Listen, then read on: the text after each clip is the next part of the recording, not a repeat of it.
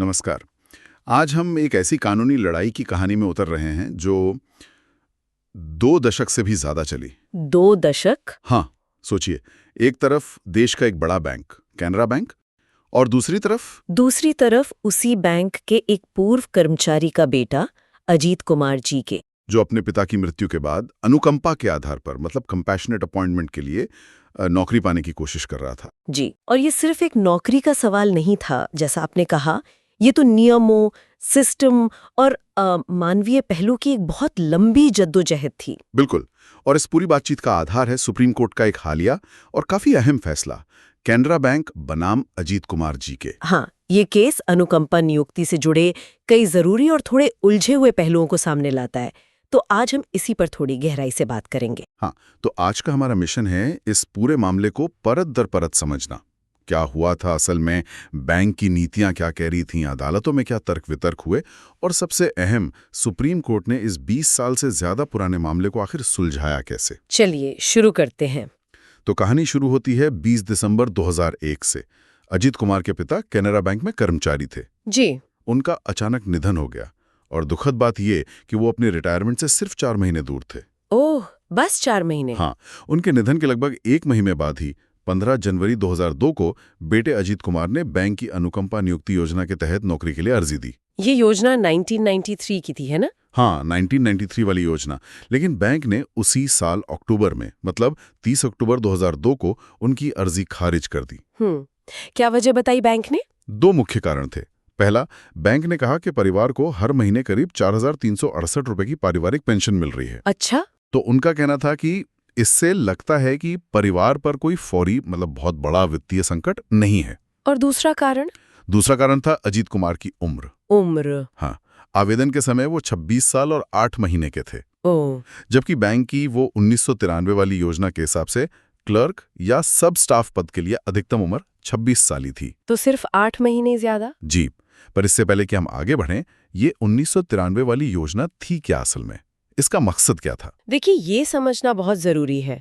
अनुकंपा नियुक्ति का जो पूरा कॉन्सेप्ट है, उसका आधार ही यही है कि अगर घर के कमाने वाले सदस्य की अचानक मृत्यु हो जाए या वो काम करने लायक न रहे, हाँ, तो परिवार को जो एकदम से आर्थिक झटका लगता है, उससे उभारने में मदद की जा सके। ये एक तरह की फौरी राहत है बस। मतलब ये कोई पक्का अधिकार नहीं है, एक मदद है। बिल्कुल सही।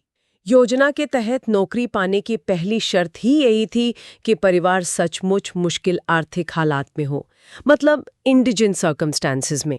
साफ लिखा था कि नियुक्ति तभी मिलेगी जब परिवार की माली हालत बहुत ज्यादा खराब हो। और उम्र की सीमा तो थी ही 18 से 26। हाँ, क्लर्क के सब स्टाफ के लिए। क्या उम्र में किसी तरह की छूट की कोई गुंजाइश थी? हाँ, कुछ मामलों में थी। जैसे SC/ST उम्मीदवारों के लिए 5 साल की छूट थी। अच्छा। पूर्व सैनिकों के लिए 3 साल प्लस उनकी सेवावधि, और दिव्यांगों के लिए तो 10 साल तक की छूट मिल सकती थी। और सामान्य मामलों में? बैंक के पास एक विवेकाधीन शक्ति थी। मतलब बैंक अपनी समझ से विशेष परिस्थितियों में 5 साल तक की छूट दे सकता था। लेकिन ये आमतौर पर तब होता था जब कोई और योग्य आश्रित उस आयु सीमा में ना हो। ठीक है। तो पहली बार जब अर्जी खारिज हुई, उसके बाद अजीत कुमार ने क्या किया? उन्होंने 2003 की शुरुआत में बैंक से दोबारा विचार करने को कहा। और बैंक ने फिर मना कर दिया। अब उनके पास कोर्ट जाने के अलावा कोई चारा नहीं था, तो उन्होंने केरल हाई कोर्ट में एक रिट याचिका दायर की। रिट याचिका? हाँ, WPC नंबर 38363 2003। ये एक तरीका होता है जिससे नागरिक सरकारी फैसलों को सीधे हाई कोर्ट में चुनौती दे सकते हैं। और यही कहानी में एक नया मोड़ आया है ना? बिल्कुल। जब ये मामला हाई कोर्ट में चल ही रहा था, बैंक ने फरवरी 2005 में एक नया सर्कुलर निकाल दिया। नया सर्कुलर? उसमें क्या था? उस नए सर्कुलर से उन्होंने अनुकंपा पर नौकरी देने वाली वो पुरानी 1993 वाली स्कीम ही बंद कर दी। अरे, बंद कर दी? हाँ, उसकी जगह एक मुश्त रकम, मतलब लमसम एक्सग्रेशिया पेमेंट देने का प्रावधान ले आए। तो जिस स्कीम के तहत अजीत कुमार ने अप्लाई किया था, वो बीच रास्ते में खत्म। फिर उनकी याचिका का क्या हुआ? मामला लंबा खिंचा, जैसा अक्सर होता है। आखिरकार 16 जून 2015 को, सोचिए, आवेदन के 13 साल बाद। 13 साल? हाँ, हाईकोर्ट के सिंगल जज ने अजीत कुमार के हक में फैसला दिया। हाँ। उन्होंने बैंक के 2002 वाले इनकार को रद्द कर दिया। और क्या कहा कोर्ट ने? कोर्ट ने कहा कि बैंक 1993 की योजना के तहत उनके दावे पर दोबारा विचार करे, और कोर्ट ने खास तौर पे ये नोट किया कि बैंक ने उम्र में छूट देने की जो उसकी शक्ति थी उसका ठीक से इस्तेमाल नहीं किया था। तो गेंद वापस बैंक के पास जी, हाई कोर्ट के आदेश पर बैंक के एमडी और सीईओ ने मामले को फिर से देखा, लेकिन नतीजा वही ढाक के 3 पात। 8 सितंबर 2015 को आवेदन फिर से खारिज। फिर से? हाँ। इस बार क्या कारण बताया? कुछ नया था? हाँ, इस बार बैंक ने ज्यादा विस्तार से कारण बताए। पहला वही बात दोहराई कि परिवार पर कोई तत्काल वित्तीय संकट नहीं है। ठीक।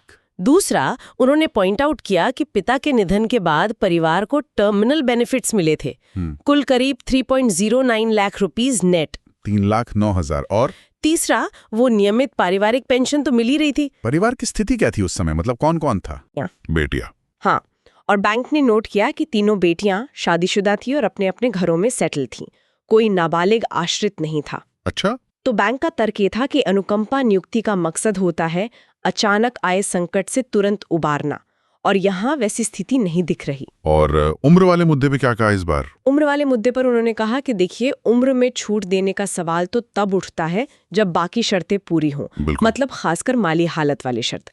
जब परिवार संकट में ही नहीं है तो उम्र में छूट पर विचार करने का कोई मतलब नहीं बनता। लेकिन अजीत कुमार भी कहा मानने वाले थे, वो फिर हाई कोर्ट गए। हाँ, दूसरी रिट याचिका लेकर, WPC नंबर 165/12/2016। और इस बार क्या हुआ? इस बार भी जून 2016 में सिंगल जज ने उनकी याचिका मंजूर कर ली, MD और CEO का आदेश रद्द कर दिया। अरे वाह।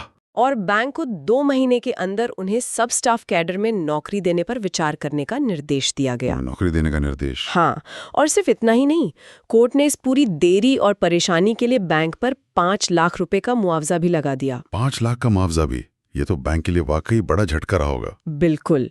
तो जाहिर है बैंक इस फैसले से सहमत नहीं था। उन्होंने हाई कोर्ट की ही डिवीजन बेंच, मतलब 2 जजों की बेंच के सामने अपील दायर की। Intra court appeal? जी, WA 3642/016। लेकिन नवंबर 2019 में डिवीजन बेंच ने भी बैंक की अपील खारिज कर दी। खारिज कर दी? हाँ, और सिंगल जज के नौकरी और मुआवजे वाले आदेश को सही ठहराया। डिवीजन बेंच ने भी बैंक के खिलाफ फैसला दिया? जी, और डिवीजन बेंच ने तो बैंक के रवैये पर थोड़ी हैरानी भी जताई। उनका कहना था कि भाई सिर्फ 8 महीने ज्यादा उम्र है और परिवार को कुछ पेंशन और करीब 3 लाख रुपए टर्मिनल लाभ मिले हैं। हाँ।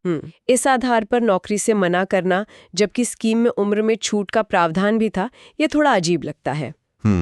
तो केरला हाई कोर्ट से 2 बार जीतने के बाद मामला आखिर सुप्रीम कोर्ट पहुंच ही गया। हाँ, बैंक सुप्रीम कोर्ट गया। यहाँ आकर मुख्य कानूनी सवाल क्या बन गया था? मतलब किस बात पर बहस हुई? सुप्रीम कोर्ट के सामने सबसे बड़ा सवाल यही था कि क्या हाई कोर्ट का इतने सालों बाद, मतलब जब अजीत कुमार खुद लगभग 44 साल के हो चुके थे, अनुकंपा नियुक्ति का आदेश देना सही था। हाँ, क्योंकि ये नियुक्ति तो तत्काल राहत के लिए होती है। बिल्कुल, यही इसका मूल उद्देश्य है। तो इतने सालों बाद इसका क्या औचित्य रह जाता है? बैंक ने सुप्रीम कोर्ट में क्या दलीलें रखी? बैंक ने कहा कि हाई कोर्ट ने सुप्रीम कोर्ट के ही एक पुराने फैसले पर गलत भरोसा किया है, वो 2007 वाला केनरा बैंक बनाम M महेश कुमार का केस। अच्छा, वो क्यों गलत था? बैंक्स का कहना था कि वो फैसला अब विवादास्पद हो चुका है और अनुकंपा नियुक्ति के जो स्थापित सिद्धांत हैं, हाई कोर्ट का फैसला उनके खिलाफ जाता है। कौन से सिद्धांत? जैसे कि परिवार की माली हालत देखना जरूरी है। बैंक ने फिर जोर दिया कि टर्मिनल लाभ और पेंशन बिल्कुल प्रासंगिक हैं, उन्हें नजरअंदाज नहीं किया जा सकता, और उम्र में छूट देना बैंक का विवेक है, कोई मजबूरी नहीं। और अजीत कुमार की तरफ से क्या कहा गया? उनके वकील ने क्या तर्क दिए? उनके वकील ने कहा कि 1993 की योजना में कहीं नहीं लिखा था कि नौकरी देने से पहले परिवार के माली हालत की पड़ताल की जाएगी। अच्छा। हाँ, उन्होंने कहा कि 2007 वाला कैनरा बैंक फैसला उस समय बाध्यकारी था और बैंक को उसे मानना चाहिए था। उम्र के मुद्दे पर उन्होंने कहा कि ये मामला तो हाई कोर्ट पहले ही तय कर चुका है, इसे अब दोबारा नहीं उठाया जा सकता। Res judicata? जी, रेस जुडिकाटा मतलब एक मुद्दा जो तय हो चुका है। उनका आरोप था कि बैंक ने बस मनमाने तरीके से उनका आवेदन खारिज किया था। तो यहाँ पर अनुकंपा नियुक्ति के जो बेसिक प्रिंसिपल्स हैं, उन्हें समझना जरूरी हो जाता है। बिल्कुल। देखिए, ये अपने आप में एक एक्सेप्शन है। हमारा संविधान अनुच्छेद 14 और 16 सरकारी नौकरी में सबको बराबरी का मौका देने की बात करता है। हाँ, अवसर की समानता। जी, अनुकंपा नियुक्ति इस नियम का एक अपवाद है। इसे सिर्फ मानवीय आधार पर रखा गया है। ताकि परिवार पर जो अचानक आर्थिक संकट आया है उससे निपटा जा सके, है ना? बिल्कुल सही। इसका एकमात्र उद्देश्य है तत्काल वित्तीय संकट से निपटना। ये कोई विरासत में मिलने वाला अधिकार नहीं है कि पिता की जगह बेटे को नौकरी मिल ही जाएगी। इसके लिए योजना के जो नियम और शर्तें हैं उन्हें पूरा करना ही होता है। और अदालतों ने इसे कैसे देखा है? क्या नियम ढीले ढाले हैं या सख्त हैं? सुप्रीम कोर्ट ने बार बार ये कहा है कि ऐसी योजनाओं की व्याख्या, इंटरप्रिटेशन बहुत सख्ती से होनी चाहिए। सख्ती से है या परिवार उस शुरुआती संकट से उभर चुका है तो फिर बाद में नियुक्ति का दावा नहीं बनता। सबसे अहम चीज है परिवार की वित्तीय स्थिति। क्या वो वाकई इतने गरीब या बेसहारा है कि उन्हें इस मदद की सख्त जरूरत है? तो माली हालत देखना बहुत जरूरी है। बहुत जरूरी। ये कोई अंतहीन दया दिखाने की योजना नहीं है। सुप्रीम कोर्ट ने सोमवीर सिंह बनाम स्टेट ऑफ हरियाणा जैसे कई मामलों में साफ किया है कि परिवार को मिलने वाले सारे पैसे, टर्मिनल लाभ, पेंशन, कोई निवेश है तो उसकी आय, ये सब कुछ परिवार की माली हालत का अंदाजा लगाने के लिए प्रासंगिक है, रेलेवेंट है। अच्छा, मतलब पेंशन और टर्मिनल लाभ को इग्नोर नहीं कर सकते? नहीं कर सकती। ये पेंशन वगैरह का विकल्प नहीं है और कोई भी एम्प्लॉयर अपनी पॉलिसी के खिलाफ जाकर नौकरी देने को मजबूर नहीं किया जा सकता। यहीं पर मामला वाकई दिलचस्प मोड़ लेता है। एक बड़ा सवाल जो अक्सर ऐसे मामलों में उठता है और इस केस में भी उठा, वो ये कि कौन सी योजना लागू मानी जाएगी। हाँ, ये बहुत बड़ा पेंच है। वो जो कर्मचारी की मृत्यु के समय लागू थी या वो जो आवेदन पर विचार करते समय लागू है, क्योंकि यहाँ तो बीच में योजना ही बदल गई थी। जी हाँ, ये एक बहुत बड़ा कानूनी सवाल है और सच कहूँ तो इस पर सुप्रीम कोर्ट की अलग-अलग बेंचों के बीच ही काफी मतभेद रहा है। मतभेद कैसे? जैसा बैंक ने अपनी दलील में कहा था, 2007 के केनरा बैंक बनाम एम महेश कुमार वाले केस में 2 जजों की बेंच ने कह दिया था कि टर्मिनल लाभ वगैरह देखना जरूरी नहीं है।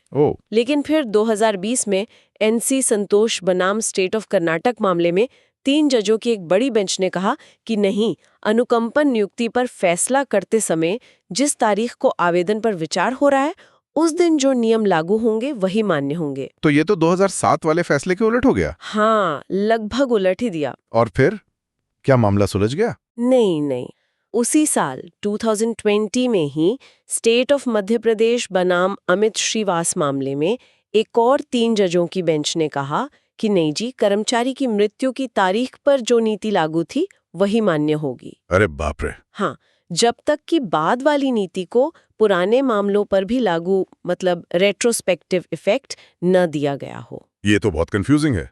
मतलब एक ही साल में 3 जजों की 2 बेंच अलग-अलग बातें कह रही हैं। बिल्कुल। और भी कई मामले आए जिनमें थोड़ी बहुत अलग राय दिखी। इसी कंफ्यूजन के चलते 2007 वाले कैनरा बैंक फैसले के कुछ हिस्सों को पुनर्विचार के लिए एक और बड़ी बेंच को भेजा गया है, शिवशंकर तिवारी मामले में। और उसका फैसला अभी आया नहीं है? जी नहीं, वो अभी लंबित है। तो आप समझ सकते हैं कि कानूनी स्थिति कितनी उलझी हुई थी जब अजीत कुमार का मामला सुप्रीम कोर्ट पहुंचा। हाँ बिल्कुल। तो इस पूरी पृष्ठभूमि में सुप्रीम कोर्ट ने अजीत कुमार के मामले को कैसे देखा? इतने सालों की देरी, बदलते नियम और इन अलग-अलग फैसलों के बीच क्या रास्ता निकाला कोर्ट ने? मृत्यु हुए 20 साल से ज्यादा हो गए थे। 20 साल? हाँ, कोर्ट ने माना कि इस देरी में सिर्फ अजीत कुमार की गलती नहीं थी, मामला अदालतों में फंसा रहा। लेकिन फिर भी इतना लंबा वक्त बीत जाना अपने आप में अहम है। अनुकंपा नियुक्ति का मकसद तत्काल राहत देना होता है, जो इतने सालों बाद थोड़ा बेमानी सा हो जाता है। सही बात है। और परिवार की आर्थिक स्थिति के आकलन पर क्या कहा, जो बैंक बार बार कह रहा था? दूसरा, वित्तीय मूल्यांकन। सुप्रीम कोर्ट ने माना कि बैंक के एमडी और सीईओ ने 2015 में जो आकलन किया था, पेंशन, टर्मिनल लाभ वगैरह देखकर, वो गलत नहीं था। अच्छा। कोर्ट का मानना था कि मिली हुई पेंशन करीब 4,638 रुपए प्रति माह और टर्मिनल लाभ 3.09 लाख को देखते हुए ये नहीं कहा जा सकता कि परिवार उस समय अत्यधिक गरीबी में था, जिसके लिए नौकरी देना ही एकमात्र उपाय हो। मतलब बैंक का आकलन सही माना कोर्ट ने? हाँ, कोर्ट ने कहा कि 2 आश्रितों, पत्नी और बेटा, के लिए इसे अपर्याप्त नहीं माना जा सकता। और वो उम्र में 8 महीने ज्यादा होने वाला मुद्दा, उसका क्या हुआ? तीसरा, आयु में छूट। सुप्रीम कोर्ट ने बैंक की इस बात से सहमति जताई कि उम्र में छूट का सवाल तो तब उठता जब बाकी शर्तें, खासकर आर्थिक तंगी वाली शर्त, पूरी होती। अच्छा। जब परिवार को अत्यधिक संकट में पाया ही नहीं गया, तो उम्र में छूट देने या न देने की बात गौण हो जाती है, सेकेंडरी हो जाती है। समझ गया। और हाई कोर्ट के फैसलों के बारे में सुप्रीम कोर्ट की क्या राय थी, जिन्होंने नौकरी और मुआवजे का आदेश दिया था? चौथा, हाईकोर्ट के तर्क। सुप्रीम कोर्ट ने कहा कि हाईकोर्ट ने 2007 के उस विवादास्पद केनरा बैंक फैसले पर बहुत ज्यादा भरोसा किया, जो कि सही नहीं था। क्यों सही नहीं था? क्योंकि बाद में बड़ी बेंचों की अलग राय आ चुकी थी और वो मामला खुद भी पुनर्विचार के लिए लंबित था। सुप्रीम कोर्ट ने 2007 वाले फैसले के इस तर्क की थोड़ी आलोचना भी की कि टर्मिनल लाभ प्रासंगिक नहीं है, और कोर्ट ने ये भी कहा कि ये सुझाव देना कि नाबालिग के वयस्क होने तक नौकरी का प्रस्ताव खुला रखा जाए, ये योजना के तत्काल मदद वाले उद्देश्य के ही खिलाफ है। तो इन सब बातों को देखते हुए सुप्रीम कोर्ट का अंतिम फैसला क्या हुआ? क्या अजीत कुमार को नौकरी मिली आखिर? देखिए, तकनीकी तौर पर अगर देखें तो सुप्रीम कोर्ट ने माना कि बैंक का आवेदन खारिज करना गलत नहीं था और हाई कोर्ट का नौकरी और मुआवजे का आदेश देना सही नहीं था। तो उस हिसाब से देखा जाए तो अजीत कुमार केस हार गए। लेकिन कुछ और भी हुआ। हाँ। कहानी यहाँ खत्म नहीं हुई। यहीं पर सुप्रीम कोर्ट ने अपनी एक विशेष शक्ति का इस्तेमाल किया। विशेष शक्ति कौन सी? जो उसे संविधान के अनुच्छेद 142 से मिलती है। ये अनुच्छेद सुप्रीम कोर्ट को किसी भी मामले में पूर्ण न्याय यानी कंप्लीट जस्टिस करने के लिए कोई भी जरूरी आदेश देने का अधिकार देता है। अच्छा, अनुच्छेद 142। तो इस केस में पूर्ण न्याय करने की जरूरत क्यों महसूस हुई कोर्ट को? कोर्ट ने कई वजहें गिनाई। 1, आवेदक का 20 साल से ज्यादा का लंबा इंतजार। 2, अदालतों के अलग अलग फैसलों के कारण जो अनिश्चितता बनी रही। हाँ, वो तो थी। 3, मामले को कहीं तो खत्म करना था, फाइनल करना था। कोर्ट ने ये भी नोट किया कि पहले समझौते की कोशिश भी हुई थी, शायद मई 2024 में, लेकिन वो नाकाम रही थी। अच्छा, समझौता भी नहीं हो पाया? जी। तो इन सब बातों को देखते हुए कोर्ट को लगा कि सिर्फ कानून की बारीकियों पर फैसला सुना देना ही काफी नहीं होगा। कुछ ऐसा करना होगा जिससे दोनों पक्षों के बीच सालों से चल रहा ये विवाद अब खत्म हो। तो इसका मतलब क्या निकला आखिर में? क्या समाधान दिया सुप्रीम कोर्ट ने अनुच्छेद 142 के तहत? नौकरी का आदेश तो नहीं दिया कोर्ट ने, क्योंकि वो अनुकंपा नियुक्ति के सिद्धांतों के खिलाफ जाता। हाँ, वो तो साफ था। लेकिन अनुच्छेद 142 का इस्तेमाल करते हुए सुप्रीम कोर्ट ने बैंक को निर्देश दिया कि वो अजीत कुमार जीके को फैसले की तारीख से 2 महीने के अंदर 2.5 लाख रुपए का एक मुश्त भुगतान करे। 2.5 लाख रुपए? हाँ, एक मुश्त। ये एक तरह से मामले का फाइनल सेटलमेंट था कोर्ट की तरफ से। और कुछ? हाँ, एक दिलचस्प बात और। पहले किसी स्टेज पर कोर्ट ने अजीत कुमार पर 50,000 रुपए की कॉस्ट, मतलब मुकदमे का खर्चा, लगाया था। सुप्रीम कोर्ट ने उस कॉस्ट को भी माफ कर दिया और कहा कि वो 50,000 रुपए भी बैंक ही अजीत कुमार को देगा। अच्छा। तो वो कॉस्ट भी माफ हो गई और बैंक को ही देनी पड़ी। जी। तो आखिरकार केनरा बैंक की अपील मंजूर हुई, हाईकोर्ट के फैसले रद्द हुए, लेकिन अजीत कुमार को 2.5 लाख रुपए और वो 50,000, मतलब कुल 3 लाख रुपए एक मुश्त रकम के रूप में कुछ राहत जरूर मिली। सही कहा आपने। ये वाकई एक बहुत लंबी और थका देने वाली यात्रा थी।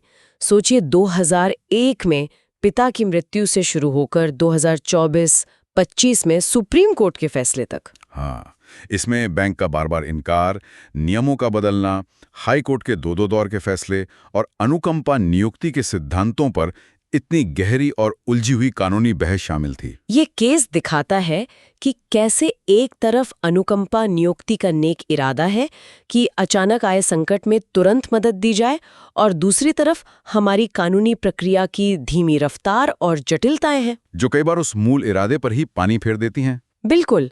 और यहीं एक जरूरी सवाल उठता है सोचने के लिए कि कानून और नियम तो निष्पक्षता के लिए बनते हैं, लेकिन क्या इस तरह की दशकों लंबी कानूनी लड़ाइयाँ, खासकर ऐसे मामलों में जहां उम्मीद तत्काल मदद की होती है, हाँ, क्या ये उस योजना के मानवीय पहलू को ही खत्म नहीं कर देती?